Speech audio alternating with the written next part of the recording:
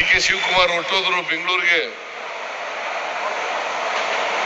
ಯಾವಾಗಲೂ ಇರೋರ ಹೆಸರು ಹೇಳಬೇಕು ಹೊರತು ಹೊರಟೋದವ್ರ ಹೆಸರು ಹೇಳಕ್ಕಾಗಲ್ಲ. ವೆಲ್ಕಮ್ ಮಾಡೋದು ಇರೋರಿಗೆ, ಇಲ್ಲಿ ಯಾರ್ಯಾರು ಇದ್ದಾರೆ ಅವ್ರಿಗೆ ಮಾತ್ರ ವೆಲ್ಕಮ್ ಮಾಡೋದು. ಮನೇಲಿ ಕೂತಿರೋರಿಗೆಲ್ಲ ವೆಲ್ಕಮ್ ಮಾಡಕ್ಕಾಗಲ್ಲ. ಆಯ್ತಾ?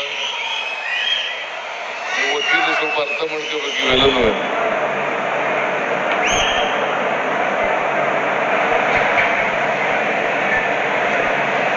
ಅವರು ಪಾಪ ಡಿ.ಕೆ. ಶಿವಕುಮಾರ್ ಹೆಸರು ಹೇಳಿ ಅಂತ ಹೇಳ್ತಾ ಇದ್ದಾರೆ. ಡಿ.ಕೆ. ಶಿವಕುಮಾರ್ ಅವರು ಉಪಮುಖ್ಯಮಂತ್ರಿಗಳು, ಅವರು ಬೆಂಗಳೂರಿಗೆ ಹೋಗ್ತೀನಿ ಅಂತ ಹೋದ್ರು. ಬೇರೆ ಕೆಲಸ ಇದೆ ಅದಕ್ಕೋಸ್ಕರ ಹೋಗ್ತೀನಿ ಅಂತ ಹೋದ್ರು.